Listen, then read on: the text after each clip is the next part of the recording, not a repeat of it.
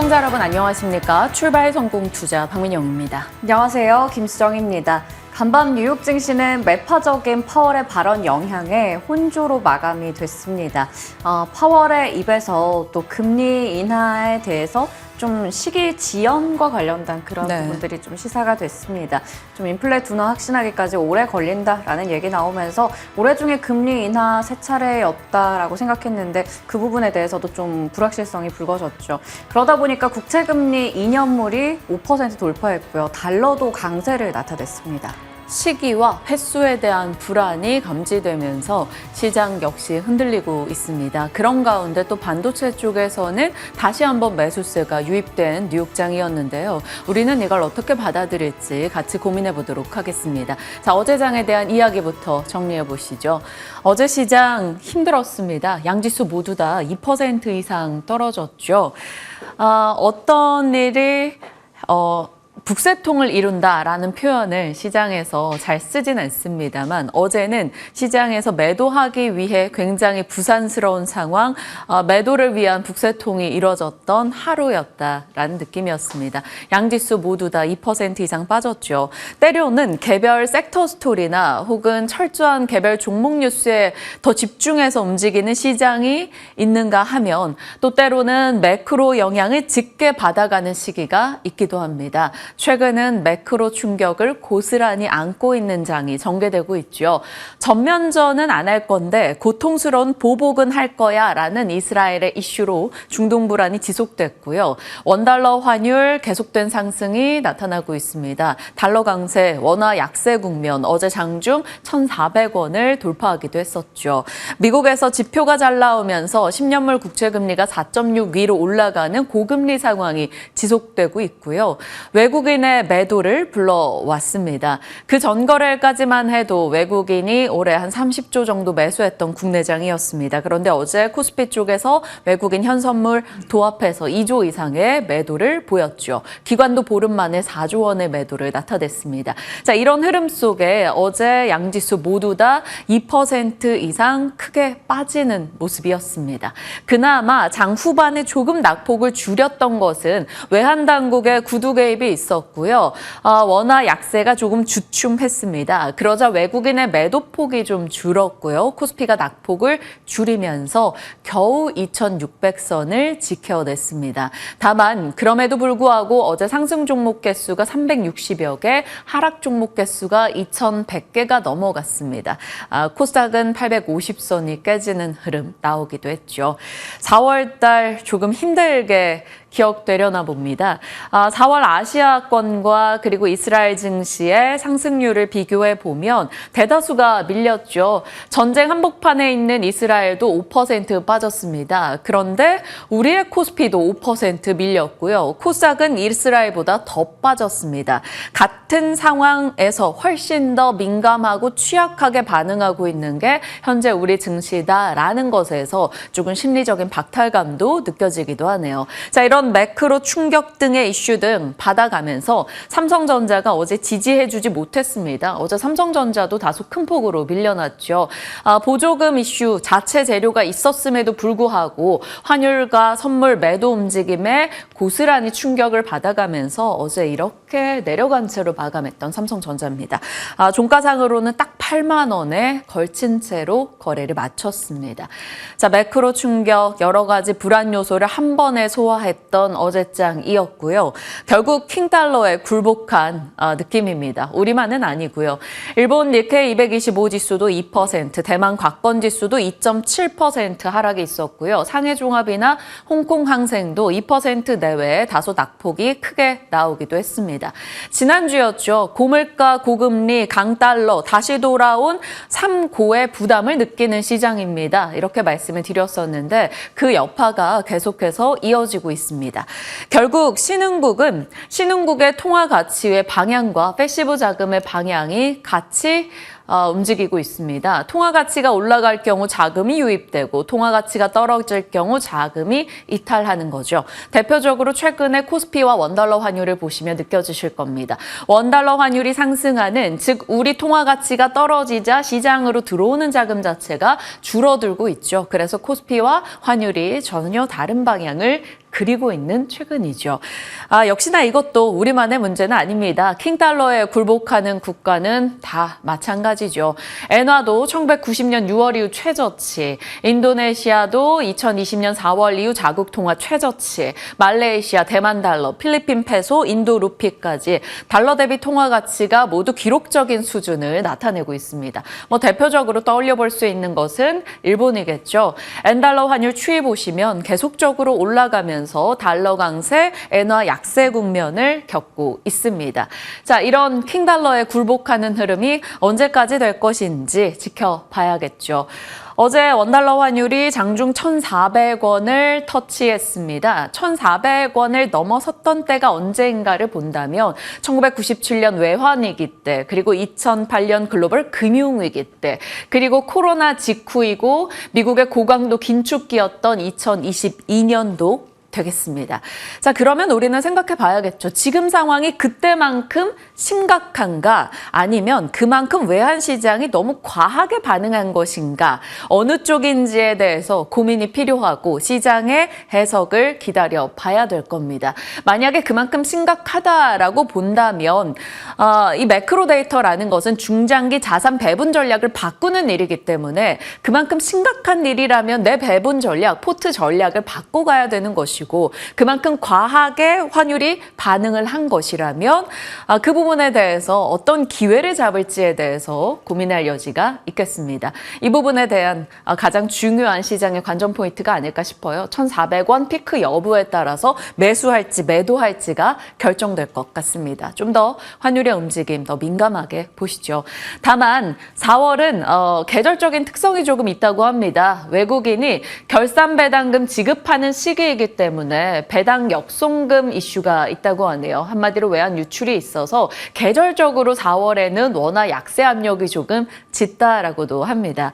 그래서 4월 15일부터 4월 26일까지 대형주 배당 지급일이 집중되어 있기 때문에 일정 부분 이것도 감안하고 봐야 한다라는 내용입니다. 한번 같이 지켜보시죠. 어제 시장 보면서 이런 거 안 본 눈 산다라는 생각이 들었습니다. 어제 시장에 대한 정리를 조금 해볼게요. 1분기 중국의 성장률이 예상보단 조금 괜찮게 나왔습니다. 그래서 화장품 쪽 좀 반등 흐름을 나타내기도 했고요. 방어적 성격을 가진 음식료 섹터가 오르거나 아니면 불황 캐릭터라고 하죠. 불황에 조금 관심을 받는 섹터, 게임주가 어제 올라가기도 했습니다. 그리고 고환율 수혜 측면에서는 자동차, 그리고 전쟁 이슈 영향권 에서는 방산과 에너지인데 이 방산이 기존의 방산 대형주라기보다는 빅텍, 스페코 이런 쪽의 종목들입니다. 반면에 떨어진 쪽 이유를 보시죠. 차익 실현, 반도체와 전력기기에서 정말 가열차게 나타났고요. 단독 기사에 대한 주의를 계속 해야 되는 건 이겁니다. HPSP가 우리가 매물로 나왔다라는 거 단독 기사 사실 무근이다라고 하면서 흔들림이 좀 크게 나오기도 했습니다. 밸류업은 대통령 주재 국무회의가 열렸는데 총선 이후 처음이죠. 그런데 증시보다는 민생에 좀 더 집중하는 내용이 나오다 보니까 밸류업 프로그램에 대한 기대감이 살짝 이 정책 추진에 대한 모멘텀이 좀 약화될 것이다라는 지적이 나오면서 흔들렸습니다. 그리고 성장하지 못할 것 같은 우려, 아이폰과 2차 전지 쪽에서 나오면서 전기차 밸류체인과 아이폰 밸류체인 어제 하락이 있었고요. 강하게 올라갔던 요즘의 코인 움직임도 변동이 크게 나오면서 관련주 떨어졌습니다. 실적에 대한 부진 전망에 철강, 은행, 의류 섹터도 하락했죠. 4월 15일에 AI 관련한 생태계가 여전히 뜨거운데 투자할 때 하더라도 어느 정도 각오는 필요하다라며 HD 현대엘렉을 예를 들었던 바 있었습니다. 2022년도부터 상승률이 1000% 이상, 올해 상승률이 180%가 넘어가는 상황에 4월 12일에 14% 급등했다가 1%로 상승 마감했던 것 전달드렸었죠. 바로 이날이 되겠습니다. 상승이긴 상승인데 엄청난 꼬리가 달렸던 게 바로 지난주 금요일이고 약반등을 줬다가 어제 장대 음봉을 맞는 말 그대로 단기 고점의 신호를 고스란히 보여준 게 HD 현대엘렉트릭입니다. 어제 14% 하락으로 거래 마쳤죠. 반도체와 전력 기기 쪽 어제 차익 실현 나왔습니다. 어느 정도 올라올 때부터 이런 순간이 올 것이라는 것을 알고 있었는데 막상 그 상황을 눈으로 보고 나니 알고마자도 굉장히 아팠다라는 느낌입니다. 자, 긍정의 회로를 돌려본다면 그래서 사지 못하고 있었던 이들에게는 이런 흐름이 반복될 때 어느 정도 매수 타이밍을 잡아볼 수 있겠다라는 게 될 것이고 갖고 있는 분들은 여전히 고민이 심해지겠죠. 어떻게 바라봐야 될지 오늘 저희 잠시 후에 특집 전략 준비해뒀으니까요. 챙겨주시길 바랍니다. 자, 어제장 이야기였고요. 고환율에 대해서 여러모로 생각하게 됩니다. 일단 환율 상승의 수혜 섹터로는 통상적으로는 반도체, 자동차, 조선을 이야기하곤 하죠. 아무래도 수출 기업들이 거래를 할 때 달러로 거래하기 때문에 그 거래가 늘면 늘수록 달러가 강하고 원화가 약세 국면에서 어느 정도 이득을 볼 수 있다라는 겁니다. 환차익에 대한 기대감인 거죠. 증권가에서는 매출 내 수출 비중이 8% 이상인 현대차, 기아는 환율이 10원 정도 올라갈 때 연간 2천억에서 3천억 정도 이익 증가 효과가 있다라고 하기도 합니다. 그래서 어제장에서 시가총액 1위권부터 30위권 내에서 오른 종목이 현대차, 기아, 크래프톤 딱 세 종목이었던 이유겠죠. 현대차, 기아가 어제 오를 수 있었던 것은 고환율 대표적인 수혜 섹터로 인식되기 때문입니다. 조선도 마찬가지죠. 통상적으로 거래할 때 달러로 많이 하기 때문에 고환율 수혜 섹터로 언급이 되곤 합니다. 그렇지만 무용지식이라고 있습니다. 과거에 지식이 전혀 쓸모없는 경우도 생기기도 하는데 조금 달라지는 점도 우리는 고려해 볼 필요가 있어요. 마냥 환율이 오른다고 이들 섹터를 낙관적으로 볼 수 없다라는 겁니다. 대표적으로 반도체를 한번 예를 들어본다면 과거에는 싸게 대량 생산해서 수출을 했기 때문에 고환율 수혜를 어느 정도 가져올 수 있었겠지만 지금은 공정 기술의 능력 이런 것들이 더 중요해지죠. 대표적으로 HBM 등이 되겠습니다. 그렇기 때문에 마냥 환율이 올라간다 이들의 매수 이런 단순한 논리로 접근하기에는 과거와 좀 다르다라는 점을 인지해 볼 필요 있지 않나 싶습니다. 자, 그래도 고환율 상승 수혜 섹터 이 정도로 언급된다 정도 확인하시고요. 고환율 피해 섹터로는 식품 유통, 철강, 정유, 석유화학 등이 있겠습니다. 원자재 가격이 올라가는 것에 대한 부담을 느끼는 게 되겠죠. 고환율이라는 것은 경제적 측면에서는 부담 요소가 꽤 있습니다. 강달러라는 것이고 수입 물가가 올라가죠. 원유 등의 인플레를 부추길 수밖에 없고 이것은 수요 침체와 실물 경제에 어느 정도 악영향을 줄 수 있습니다. 전체적인 경제에 미치는 영향과 각 섹터별 미치는 내용들 체크해 주시길 바랍니다. 자, 수출 비중이 높은 기업들 일단은 정리해 뒀습니다. 고환율 수혜 섹터, 한마디로 원화 약세 수혜 섹터가 되겠죠. 이런 게임주도 들어가 있고요. LG 디스플레이, 에코프로비엠, 삼성전기, LG 이노텍, 그리고 조선주도 여지없이 들어가 있습니다. 조선주 같은 경우는 거래 비중도 그렇긴 합니다만 달러가 강세일 경우 유가가 올라가고 발주가 늘어날 것이다 이런 논리도 단기적으로는 작용하기 때문입니다. 일단 참고용으로 보시고 지금은 환율 등 전체적인 시장의 수급 측면의 영향이고요. 개별 종목으로는 섹터 센트에 좀 더 민감한 장이 아닐까 싶어서 그 부분에 더 집중하셔야 될 것 같습니다. 자, 지금 시장을 이제 들여다보면서 여러 가지 고민이 되더라고요. 전체적인 시장을 놓고 봤을 때는 어느 정도 이렇게 빠질 때 매수를 해야 되는 것인가 아니면 더 빠질 수도 있으니 완전히 회복되는 것을 좀 보고 들어가는 게 맞는 것인가 그 부분에 대한 고민을 해야 되고요. 만약에 반등을 한다면 기존에 잘 가던 AI 생태계가 조정받고 반등을 줄 것인지 아니면 이참에 이쪽은 차익 실현을 하고 2차 전지나 제약바이오 등에서 다시 한번 강한 반등을 줄 것인지 고민이 되는 시점입니다. 그리고 개인의 반대 매매 물량도요. 개인의 매수세가 계속 유입되고 있기는 한데 어느 정도 반대 매매 물량이 소화되고 나서 가는 특성을 좀 많이들 보여왔었기 때문에 시장에서 이것을 어떻게 해결해 나갈 것인지 좀 볼 필요가 있겠습니다. 최근에 전력 쪽도 그렇고 꽤 오른 종목들은 신용잔고가 쌓여 있었기 때문에 이것도 같이 지켜봐야겠죠. 만약에 시장에 대한 뚜렷 뚜렷한 움직임이 나오지 않는다면 시장 해지 섹터가 트레이딩 관점으로 굉장히 활발할 수 있다. 뭐 전쟁 관련한 테마성 종목군들도 그럴 수 있고요. 어제장에 초전도가 올라오는 거 보다 보니 정말 오죽 이슈가 없었으면 이쪽으로도 다시 자금이 가나 싶기도 했습니다. 전통적인 뭐 불황 섹터들 있죠. 그 고려 신영정보 이런 기업들이 되겠습니다. 이런 쪽에 해지 트레이딩이 돌지 봐야겠죠. 그리고 또 하나 굵직한 덩어리 밸류업 종목들. KB에서는 지금부터 밸류업 종목에 대한 어느 정도 준비가 필요하다라는 의견을 내기도 했습니다. 왜냐하면 금리가 올라가는 것과 금융주 간의 지금 괴리가 꽤 크다라는 것, 그리고 자동차, 환율의 우호적인 섹터, 그리고 실적 여러 요소가 맞물린다라는 거죠. 그리고 행정부의 이벤트가 4월에서 6월까지 많이 있고 5월 밸류업 이벤트 등을 앞두고 있기 때문에 밸류업에 대한 미리 준비가 필요하다고 합니다. 그리고 야당이 전부 반대하지 않을 것이라는 어느 정도 입장도 있기 때문에 개인 투자자를 위한다는 공감대 형성에 조금 기대해 보자라는 거죠.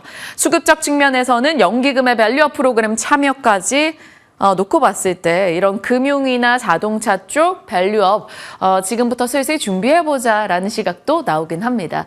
시장에 대한 고민 여러분도 같이 해보시길 바랍니다.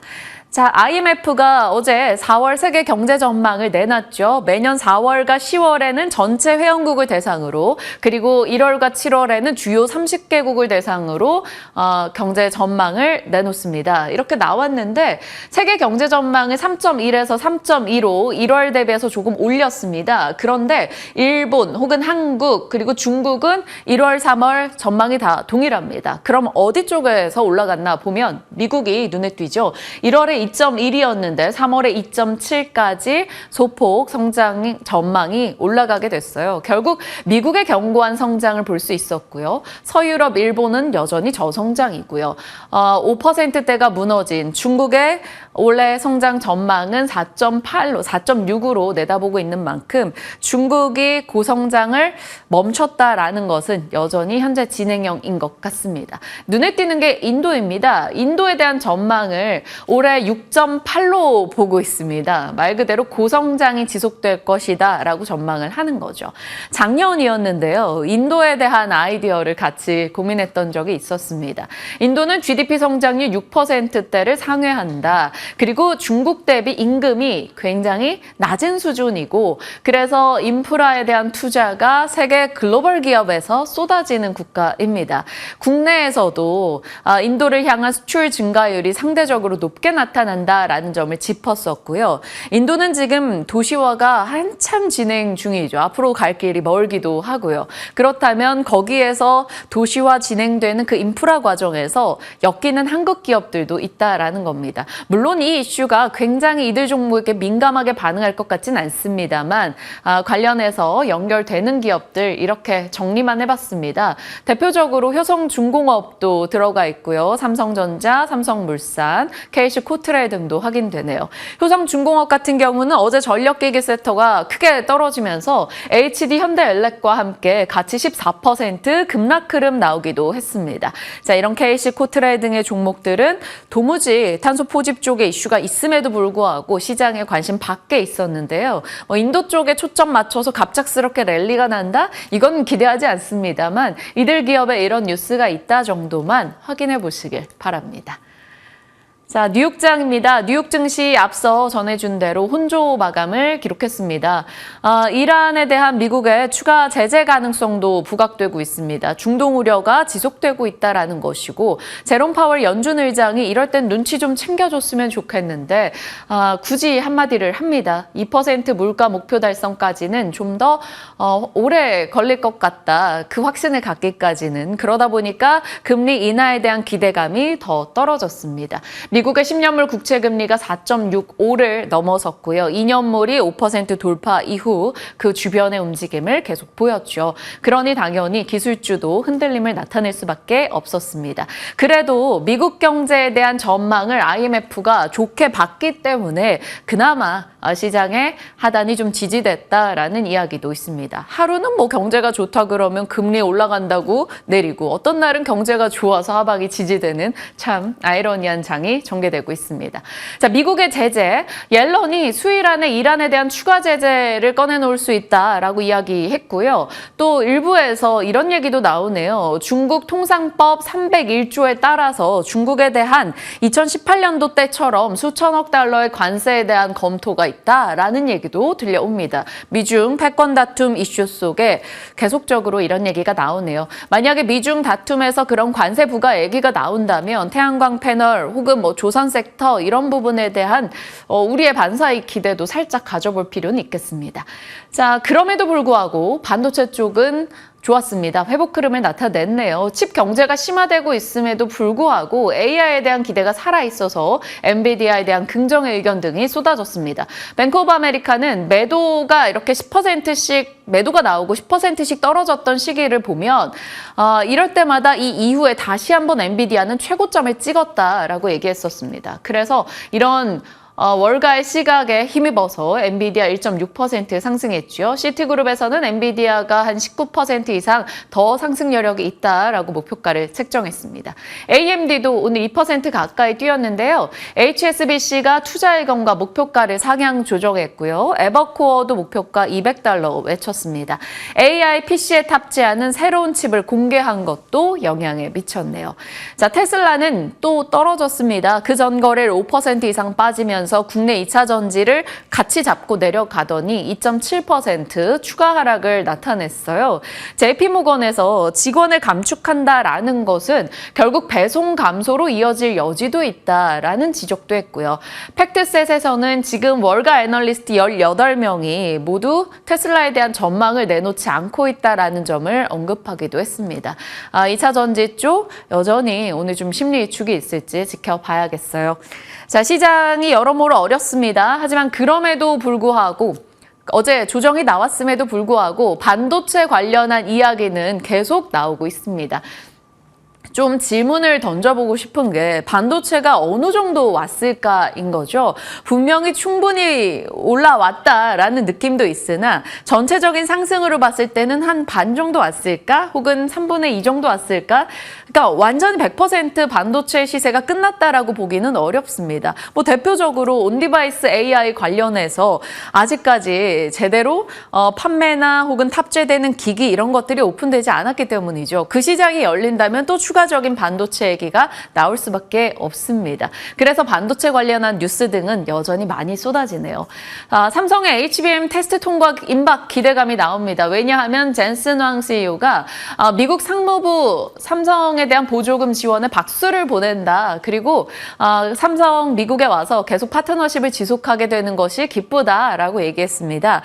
파트너십이라는 단어에 시장이 초점을 맞춘다면 엔비디아 콜 테스트 통과가 임박했나? 라는 기대감을 가져갈 수 있는 내용이겠죠. 그래서 HBM, 디자인하우스, CXL, 뉴로모픽 혹은 뭐 낸드 쪽에 요즘에 집중되는 얘기가 많아서 소재 쪽도 한번 체크는 필요해 보입니다.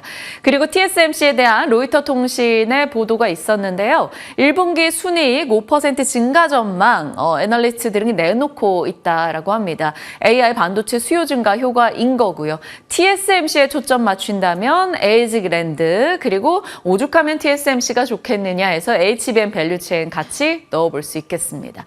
그리고 CNBC에서는 이 보도를 냈네요. 마이크로소프트가 아랍에미리트 AI 기업인 G42에 2조를 투자한다라는 겁니다. 이게 무슨 일을 하는 회사인가 봤더니 데이터 센터를 운영하고 AI 어플을 판매하는 회사입니다. 그래서 일단 마이크로소프트 관련주 SP소프트 넣어놨고요. AI 소프트 쪽이나 혹은 데이터 센터 관련한 종목들을 체크해 뒀습니다. AP소프트 같은 경우는 어제장에서도 상승으로 거래를 마쳤죠. 시장에서 개별 모멘텀 있는 쪽에는 그래도 아직은 힘을 줍니다. 다만 장 마감 후에 투자 주의로 결국 시간에 4% 이상 하락하기도 했는데요. 분명한 건 소프트웨어 쪽도 나름 반도체 이런 하드웨어 쪽이 흔들릴 때 뭐 작은 대안이 될 여지도 있습니다. 시간 외에서는 전력 설비 종목들이 추가 하락을 보였고요. 단독 뉴스입니다. 요즘 단독 주의 꼭 하셔야 되죠. 다만 틱톡샵이 한국 상륙 초입기에 들어갔다라고 해서 시간 외에서 모비데이즈, FSN, 뭐 플레이디 이런 종목들 광고 테마가 강세 흐름을 나타내기도 했습니다. 자, 일정입니다. 이제 겨우 이틀 지났는데 왜 이렇게 지치는 느낌일까요? 시장 때문이겠죠. 수익 극대화보다는 손실 최소화에 여전히 초점 맞춰서 전략을 고민해볼 시기고요. 이제 오늘 ASML과 TSMC, 미국 등등에서 실적이 나온다라는 점 연이어서 반도체 섹터에 영향 줄 내용이기 때문에 체크하시길 바랍니다. 자, 일정까지 들여다봤고요. 오늘 또 어떤 쪽의 주제를 잡아주셨을지 궁금합니다. 내용 이어가 주시죠. 네, 은행주 준비해봤습니다. 연초부터 은행주는 코스피 지수 대비해서 14%가량 높은 상승률을 나타내기도 했습니다. 하지만 3월 중순쯤부터 해서 고점 대비해서 많이 꺾였고요. 4월에는 좋지 않은 분위기 좀 이어지고 있는데요. 오늘 은행주에 대해서 전략 챙겨가도록 하겠습니다. 은행주 정말 좋았었잖아요. 연초 대비해서 앞서 말씀드린 것처럼 코스피 지수 대비해서 상당히 아웃퍼폼하는 모습 보여줬죠. 특히나 기업 밸류업 프로그램의 대표적인 수혜주로 거론되면서 부각을 받기도 했습니다. 주요 업종 지수 대비해서도 이 연초 대비 주가 상승률 보시면요. KB금융과 하나금융 같은 경우에는 거의 30% 내외 상승률을 나타내면서 업종 내에서도 상승을 주도하는 모습 보여줬습니다. 하지만 앞서 간략하게 말씀드린 것처럼 3월 중순부터 뭔가 삐걱삐걱 되더니 결국에는 4월에 이렇게 좋지 않은 모습들 이어지고 있습니다. 지난주에 코스피 지수가 1.2%가량 내려갔는데요. 은행주는 4%가 넘게 빠지면서 지수 대비해서도 지금 4주 연속으로 초과 하락하는 모습 보여주고 있습니다. 특히나 은행주에게 있어서 수급적인 측면도 중요할 텐데 기관 쪽에서 330억 원, 외국인이 230억 원 정도 지난주에 매도세 나타냈습니다. 사실 이 KB금융이나 하나금융 쪽에서 자사주 매입을 좀 했던 거 대비하면 그 부분 감안했을 때 기관이 매도를 더 많이 했다라고 볼 수가 있겠고요. 일단 지금 금융주가 좋지 않은 건 크게 뭐 4가지 정도 이유 꼽을 수 있을 것 같은데요. 총선 이후에 확실히 밸류업의 모멘텀이 많이 식은 상태입니다. 거기다가 미국의 2월 CPI가 시장 예상치 웃돌다 보니까 금리 인하 기대감이 후퇴하게 됐죠. 거기다 지금 이란과 이스라엘 둘러싸고 지정학적 리스크 계속해서 불거지고 있는 상황입니다. 일단 지난주 기준으로 봤을 때 신한지주가 가장 많이 밀렸습니다. 5%가량 빠졌는데 아무래도 KB금융이나 하나금융지주 대비해서는 3월 20일에 이미 자사주 매입이 종료가 되면서 어느 정도 방어적인 부분에 있어서는 좀 영향을 보이지 못하고 있는 상황이고요. KB금융과 하나금융지주 각각 4% 넘게 밀렸고 지난 금요일 하루만 봤을 때는 하나금융지주가 5% 정도 부진한 모습 보여줬습니다. 그나마 1분기에 호실적 기록할 것으로 예상되는 쪽이 JB금융지주와 BNK금융지주가 나름 괜찮은 모습 보여줬고 카카오뱅크는 그렇게 특별한 상승세를 나타내지 못했습니다. 오히려 2% 정도 하락하는 모습 주간으로 보여줬습니다. 은행주 근데 여전히 불안합니다. 매크로 상황이 좋지 않기 때문인데요.